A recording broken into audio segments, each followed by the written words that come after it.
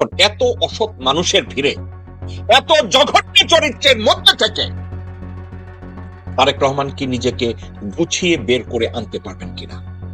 আমি বিএনপিকে ক্রিটিসাইজ করি। বিএনপির বর্তমানের অবস্থাটা এমন, বাংলাদেশে আমার মনে হয় আওয়ামী লীগের চাইতে বিএনপির প্রতি মানুষের ঘৃণাবোধ এখন দ্বিগুণ। আওয়ামী লীগকে যদি ঘৃণা করে 5% লোক, বিএনপিকে ঘৃণা করে এখন 25% লোক। সেটা কি জানেন? আধুনিক রাষ্ট্রবিজ্ঞানের জনক জেমস উইলফোর্ড গার্নার কথা বলছে। আমার কথাগুলো আপনারা যদি শিখেন, শুনেন, বুঝেন, অনুধাবন করেন, এগুলো চিন্তা করেন। আধুনিক রাষ্ট্রবিজ্ঞানের জনক জেমস উইলফোর্ড গার্নার বলছে, একটা সিস্টেমের ডেভেলপ করতে গেলে ক্ষমতাসীনদের সমালোচনা করো, অতীতে যারা ছিল তাদেরকে নিয়ে সমালোচনা করতে যায় না। কারণ অতীতে যারা ক্ষমতায় ছিল তারা একটা সিস্টেম পরিবর্তনের করতে পারে না, অতীতে ছিল। এই মুহূর্তে হাসিনা চাইলেও কি আমাদের সিস্টেম পরিবর্তন করতে পারবে? পারবে না। আপনি কি সমালোচনা করবেন? যারা incumbent, incumbency become a liability for political leadership. আমি জানি না আপনারা এই বিষয়গুলোকে এইভাবে দেখেন কিনা।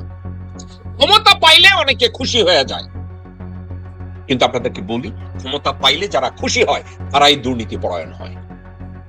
আর ক্ষমতা পাইলে যারা সচেতন হয়ে চুপ করে থাকে, টেনশনে পড়ে যায়, ওই লোকগুলাই ভালো। ক্ষমতা পাওয়ার পরে যে লোকগুলোকে দেখবেন কেলাইয়া হাসে, আপনাদের সাথে এসে কোলাকুলি করে, ধরে নেন, এই বাচ্চারাই আপনার পিঠে ছুরি মারবে, দেশের পিঠে ছুরি মারবে, তাদের পিঠে তারা ছুরি মারবে। যারা হাসে,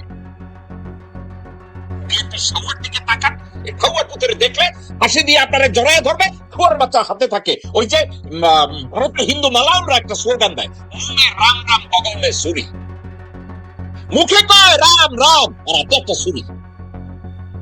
এইগুলো আজকের যে বিষয়টা নিয়ে আমি কথা বলতে চাচ্ছি, তারেক রহমান কতটা ভালো নেতা, কতটা দূরদর্শী, কতটা বলিষ্ঠ নেতৃত্ব তার ভিতরে তৈরি হয়েছে, এটা নিয়ে আমি একটু কথা বলতে চাই।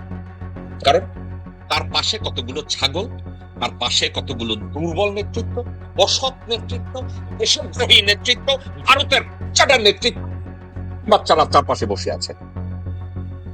এখন আমি এবং আপনি, আমরা যদি বলি যে তারেক রহমান এটা হবে না, তারেক রহমান বাংলাদেশের পিঠে ছুরি মারবে না, তারেক রহমান জনগণের পিঠে ছুরি মারবে না, তারেক রহমান 55,000 বর্গ মাইলের এই ভূখণ্ডটাকে রক্ষা করবে, কেন করবে? এটা আমাদের প্রত্যাশা। কেন প্রত্যাশা? কারণ তারেক রহমান তার নামের সাথে এমন একজন মানুষের নামকে ক্যারি করে, ওই নামটা বাংলাদেশের জন্য ব্লেসিং।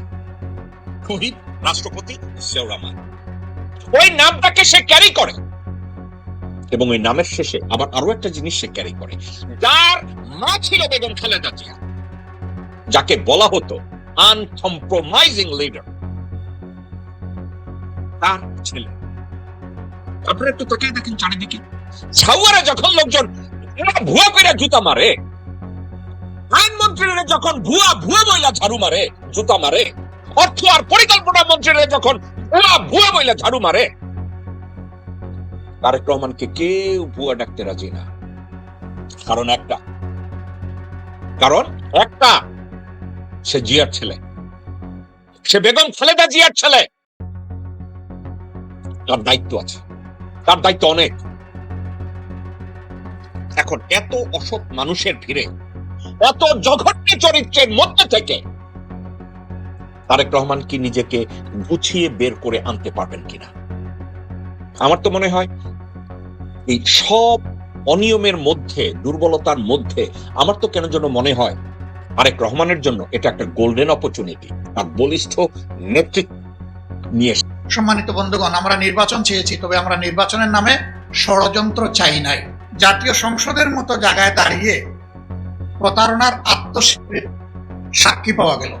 আমরা বিরোধী দল দুটাকেই গ্রহণ করলাম, শপথ নিলাম। সরকারি দল একটা শপথ নিল, দেরিতে এসে তারা ব্যাখ্যা দিলেন যে এই নির্বাচনী বৈতরণী পার হওয়ার জন্য তারা তখন সবকিছু মেনে নিয়েছিলেন। এটা আসলে তারা মনের দিক থেকে মেনে নেন। রাজনৈতিক দল কিংবা প্রতিষ্ঠানের পক্ষ থেকে জাতির সাথে যদি এই ধরনের তামসা এবং প্রতারণা করা হয়, তাহলে ভবিষ্যতে মানুষ রাজনীতিবিদদেরকে আর সম্মান করবে না, যে এদের কথার 2 পয়সার কোনো মূল্য নেই। এরা যখন তাদের সুবিধাজনক জায়গায় পৌঁছে যাবে তখন জনগণের সাথে দেওয়া সমস্ত ওয়াদা ভুলে যাবে। আমরা বিস্মিত হলাম, জাতীয় সংসদের মতো জায়গায় দাঁড়িয়ে প্রতারণার আত্মস্বীকার সাক্ষী পাওয়া গেল। লজ্জা, সামান্য হায়া শরম থাকলে এটা হওয়ার কথা ছিল না। ভালো হয়েছে জাতি চিনে ফেলছে, এখন আর অন্য কোনো ব্যাখ্যা দেওয়ার সুযোগ নেই। ওখানে যা বলা হয় কার্যকরীতে তা লেখা হয়ে যায়, ইতিহাসের অংশ হয়ে যায়, যদি এটা এক্সপান্স না হয়ে থাকে। যেহেতু এই বক্তব্য এক্সপান্স হয় নাই, কাজেই এই আত্মস্বীকৃতিও রেকর্ড হয়ে থাকে। তারা বলেন এই 4টা প্রশ্ন আমিই বুঝি না, সাধারণ জনগণ বুঝে কিভাবে? আমার প্রশ্ন হলো 4টা প্রশ্ন যদি জনগণ না বুঝে তাইলে 31টা বুঝে কিভাবে?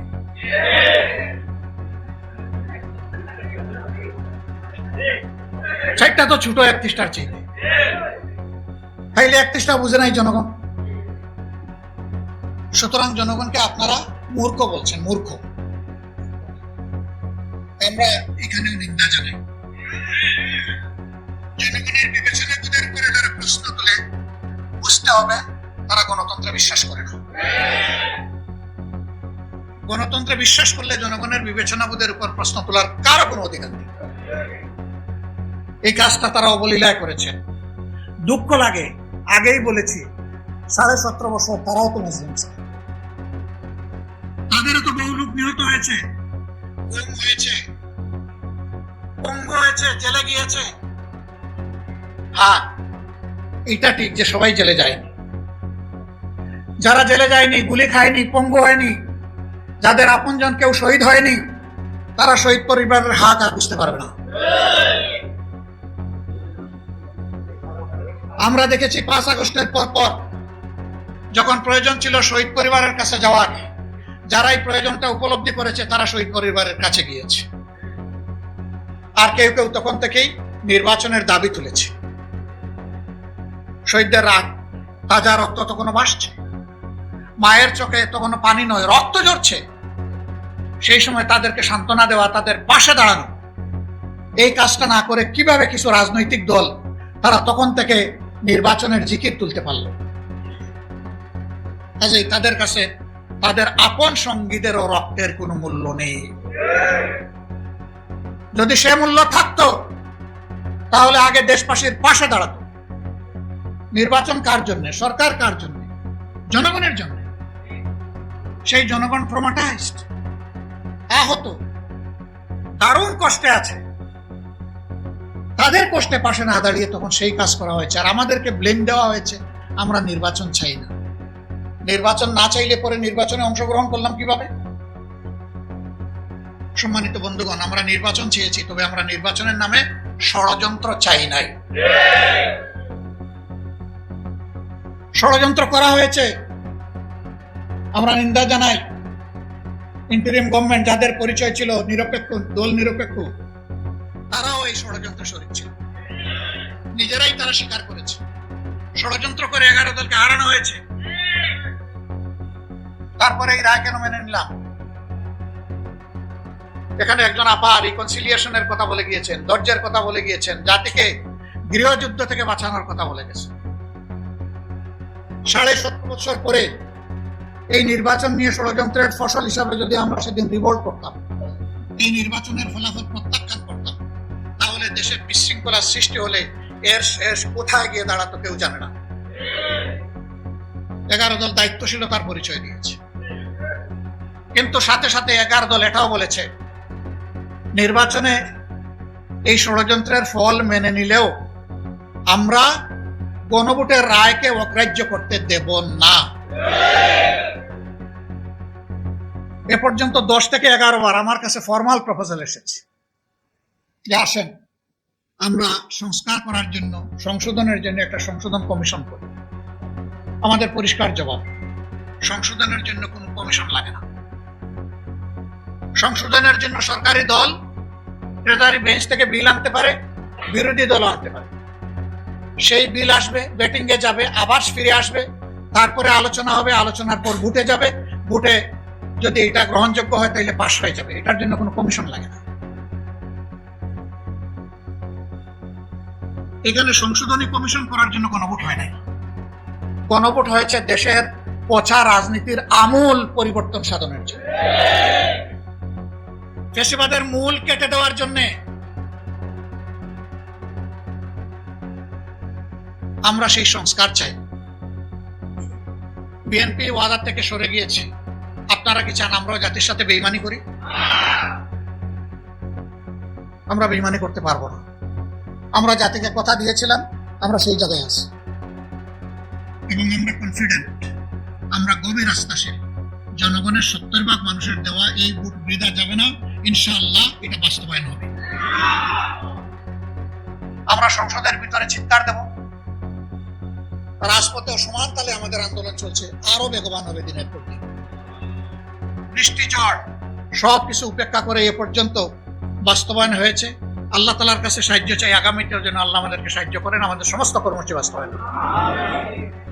এটা ঠিক, লোহা গরম হয়ে লাল হইতে একটু সময় লাগে, কিন্তু লাল যখন হবে তখন জনগণ হাতে মুগুন নিয়ে ঠিক মতোই পিঠাবে ইনশাআল্লাহ।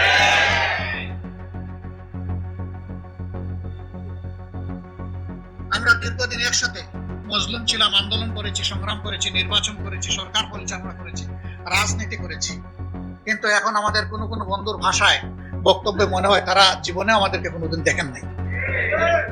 ভুলে গেছেন এত তাড়াতাড়ি? স্মরণ হতে সময় লাগবে না, একটা ঝাঁকুনি যথেষ্ট। আমরা বলবো আমরা মান অভিমান ছেড়ে দিয়ে জনগণের রায়টাকে সম্মান করি। সংসদের ভিতরে বলেছি যদি এটা সম্মান করেন তাহলে এই সংসদ সম্মানিত হবে, যদি সম্মান না করেন তাহলে যেখানে স্পিকারের অনুমতি লাগে না ওখানে বক্তব্য হবে। তবে হ্যাঁ, এই দেশকে আমরা ভালোবাসি, কোন অশুভ শক্তিকে মাঝখান থেকে খেলতে দেবো না ইনশাআল্লাহ। সুযোগ রেখেই আমাদের সব কাজ চলবে এবং সময় মতো জনগণের আকাঙ্ক্ষা পূরণ হবে ইনশাআল্লাহ। আমরা কোন ফ্যাসিবাদ নতুন হোক পুরাতন হোক মেনে নেব না, এ বিষয়ে স্পষ্ট। জেল জুলুম